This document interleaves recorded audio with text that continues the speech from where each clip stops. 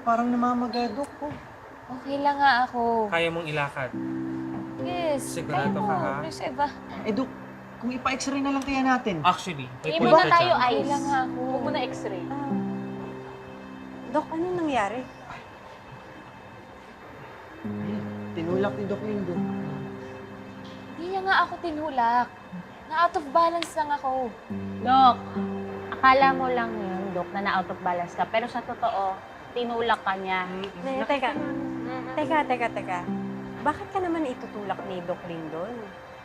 Hindi niya nga po ako tinulak. Pero sa totoo lang po kasi, medyo nainis po sa akin si Doc Lindon kasi naging pakialamera din naman po talaga ako. Dok, concern ka lang, okay? Walang masama doon. Yes, magkaiba yun. Eh, kahapon ko pa po kasi napapansin na kakaiba kay Doc eh. Okay ka lang ba talaga? I'm okay. Doc Annalyn, kung ano-ano yung mga kinukonclude mo sa akin, okay? Porket ba tumanggi ako na bisitahin yung kambal? Kung ano yung nanginig mo ngayon, gawin natin kung ano yung gusto mo. Then let's go. Bisitahin natin yung kambal. Naku, pinagalitan niya nga ako kanina eh. Talaga? Bakit naman? Kasi nagkabanggaan kami. Siya nga yung may kasalanan kasi parang wala siya sa wisyo. Pero kung pinagalitan, grabe no? Ang sungit pa na niya.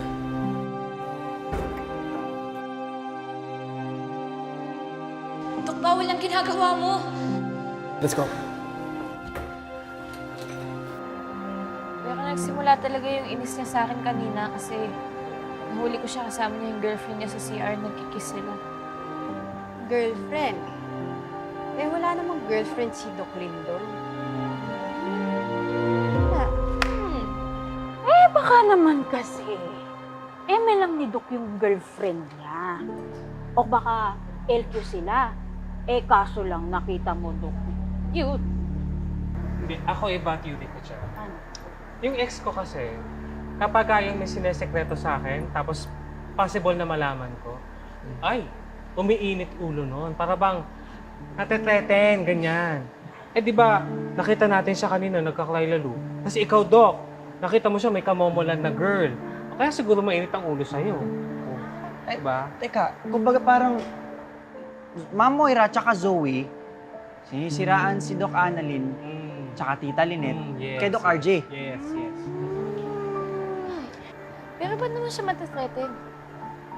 Wala naman akong pakialam sa kung sino yung kasama niya doon sa CR o kung anong ginagawa nila.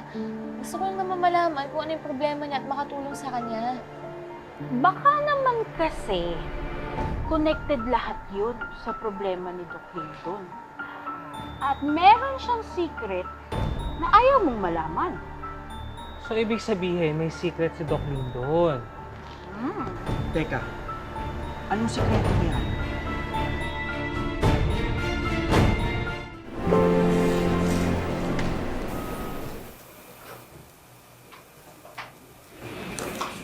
Oh, Lori, okay na ba lahat?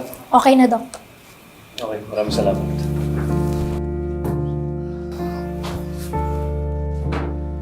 So ngayon, malalaman natin kung kanino yung morphine na yun. Hindi niya may tatago ang sikreto niya dahil sa urine test. I'm hoping na hindi taga Eastridge ang may-ari ng morphine na yon. Kasi kahit na ilang buwan pa lang ako dito, alam ko na mababait kayong lahat. Pero alam ko din na kahit mabait ang isang tao, pwede pa rin magkaroon ng isang sikreto. Excuse me, Ma'am Lynette.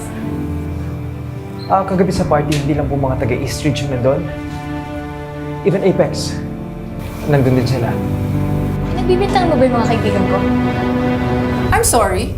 Are you talking about Nurse Karen, Evan, and Regan? Kilala ko yung mga yon. Marites lang sila, pero mabubuti silang mga tao. Pero Doc, sabi nga ni Ma'am Lynette, kahit mababait may mga sikreto, diba?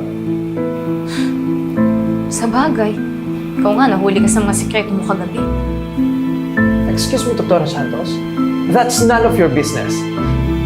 It's none of your business din na nandun yung mga kaibigan ko. Wala naman silang ginagawa, tapos idadamay mo sila? Sisisihin mo sila? Ikaw nga eh. Nahuli kang may kahalikan na babae sa CR, tapos binastos mo pa ako, di ba? Sandali. Annalyn, Binastos ka ni Dr. Javier? Ano ginawa niya sa'yo? Tinatanong kita, anong ginawa niya sa'yo?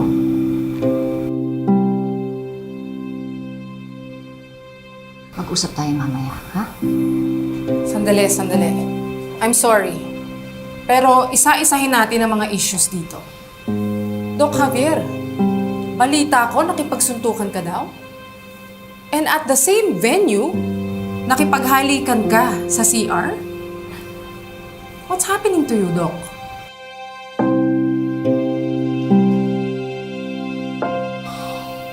Alam ko, Dr. Javier, hindi ka violenting tao. Alam ko may pinagdadaanan ka. Pero kahit di mo sabihin sa amin, you need a professional help. Huwag mo nga hayaan maapektuhan yung trabaho mo sa problema mo. At pag may nabaltaan pa akong ginawa mo, mapipilitan akong suspendihin ka. Nagkakaintindihan ba tayo? Yes, Doc. I'm sorry. Okay, sige. Magsibalik na kayo sa mga duty niyo. Maraming salamat.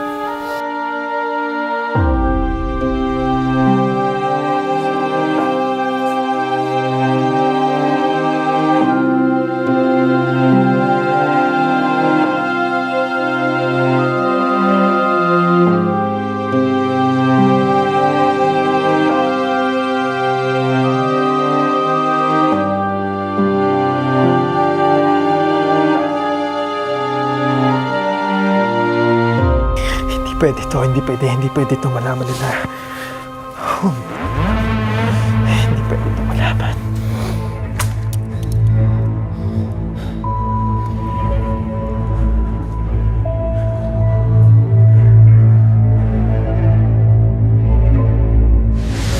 Nagpunta lang naman ako dito para sabihin sa'yo na drug addict yan si Annalyn.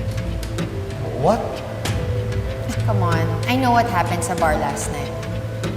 Alam mo ba na may history si Annalyn ng pagnanakaw ng narcotics? Malay mo, sa kanya yung nakita niyong morphine.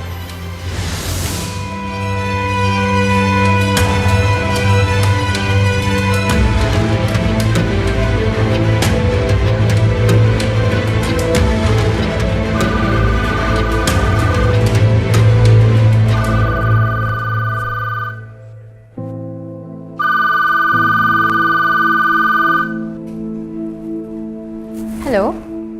Zoe, totoo ba na nakitaan si Dr. Santos ng narcotics? Ha? Well, napagbintangan siya. Nakitaan ba siya? Hindi. Oh, ay, ano yung sinasabi mo na sinisiraan mo si Dr. Santos? Hindi naman. I'm sorry, Doc Lyndon. Pero di ba may kasunduan tayo? Zoe, ang gusto kong malaman kung may ebidensya na nakitaan si Dr. Annalyn na gumagamit ng narcotics. O kahit na anong ebidensya na gumagamit siya. Wala. At saka bakit ba? Pinagbibintangan mo ba si Annalyn? Wait, do you think sa kanya yung morphine? You know, you don't need evidence. You just need to plant seeds of doubt. And if you need my help, pwede kitang tulungan. Ang laki kaya ng utang na loob ko sa'yo, no? And you know, I can keep a secret just like you. No, hindi ko kailangan ng tulong mo. E di wag.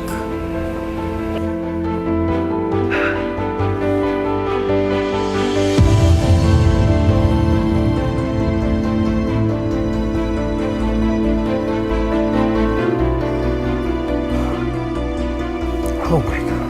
No.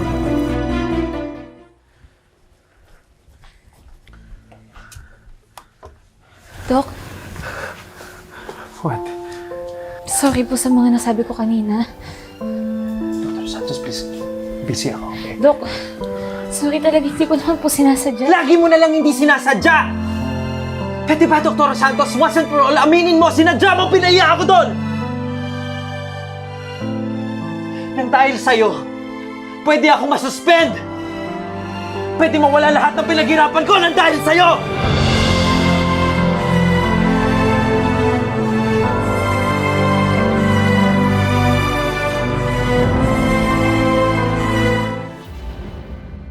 Anak, sigurado ka ba na okay ka lang talaga?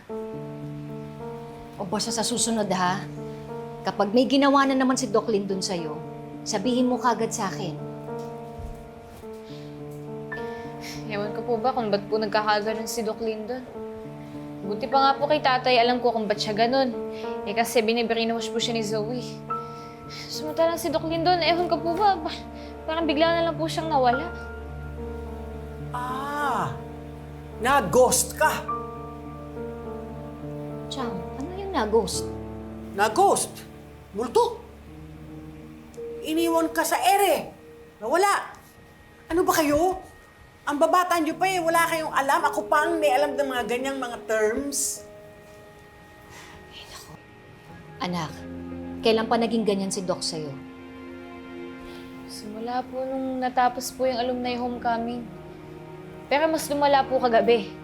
Tapos hanggang kanina po, paggrabe ng paggrabe. Ako anak, hayaan mo na lang muna yan.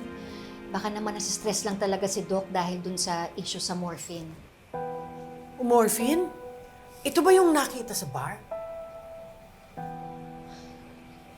Opo. Kasi po, painkillers po talaga yung lola.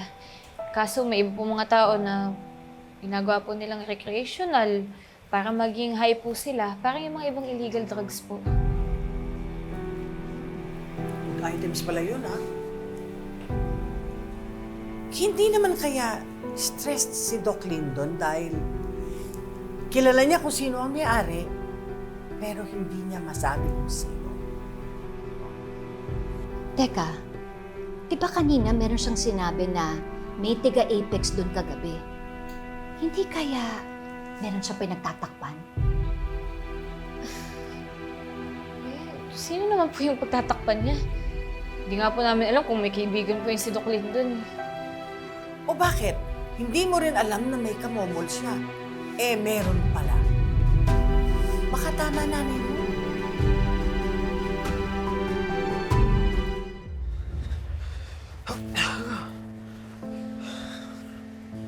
Lynette, hindi ba si Doc Lindon yun?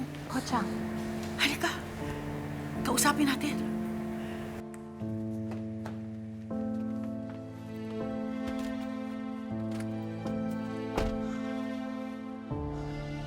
Paaminin natin. Baka kasi kilala niya kung sino yung may-ari ng morphine na pinagtatakban pa niya. Chang, wag na ho kaya.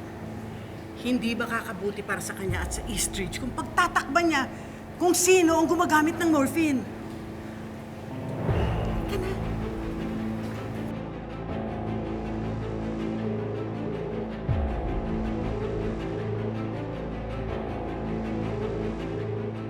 Come on, Balin, please. Answer the phone, please. Answer the phone, please, Balin. Answer the phone. Ah! Halika na! Halika na!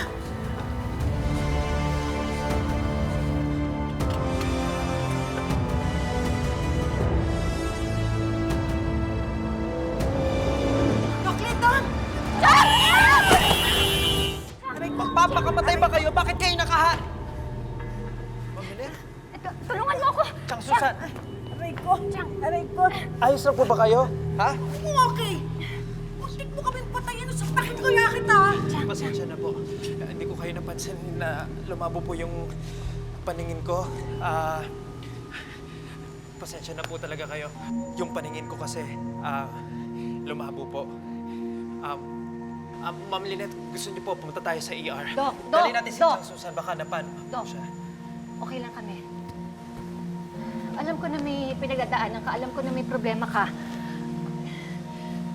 Kasi, alam ko naman na mabuti kang tao eh. Pero kasi napapansin ko parang iba yung kinikilos mo ngayon eh. Okay ka lang ba? May problema ba? Kung kailangan mo ng kausap, nandito lang ako. Pwede mo akong puntahan kahit na anong oras. Doc, kasi pati ho si Annalyn eh. Ma'am Lynette, stop. Pasensya na po ulit. Doc,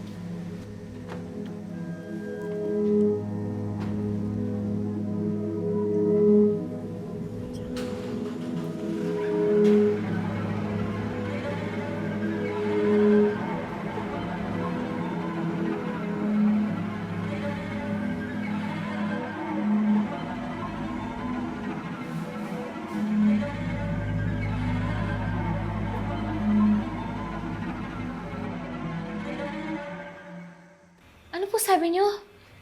Muntik po kayong mabangga ni Doc Lindon kagabi? Anak, hindi naman kami nasaktan ni Chang. Okay naman kami. Kaya lang, sayang, hindi namin siya napaamin. Napaamin na ano po? Kasi, di ba anak, na pag-usapan natin na baka kilala ni Doc Lindon yung may-ari nung morphine, tapos pinagtatakpan lang niya. Gusto sana namin tanungin. Alam nyo, delikado yun ha. Alam nyo, dami ko dating kakilalang mga adik. Naku, nakakatakot ang mga hinayupak. Paiba-iba ng moods. Lalo na kung di pa nakakatira. Naku, parang laging ang init ng ulo. Laging mangangagat. At teka nga po, ba't niya daw po ba kayo muntik mabangga? Ano po sabi niya? Ang sabi niya kasi, bigla daw lumabo yung paningin niya. Oo. Oo. Nabangga din niya ako eh. At saka, naku, parang malabo na yung mata niya. Baka kailangan na niya magsalamin. At di ba, Lola, sabi niyo din po na nakita niyo po si Doc Lindon, sumasakit po yung tiyan niya? Oo. Nung isang linggo.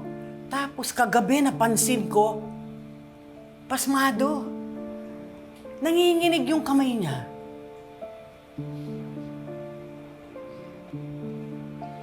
Blurry yung vision niya. Restless siya, nagmo-mood swings, laging pinapawisan, nagtitremors. Tapos sabi din ni Vico, napansin niya, nauseous si Doc. Anak, ano ba yung iniisip mo? Ano yan?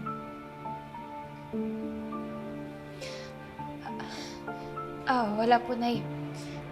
Basta may papakiusap po ako sa inyo ni Lola. Huwag niyo po munang lalapitin si Doc Lindon, ha? Huwag niyo po siyang kukulitin.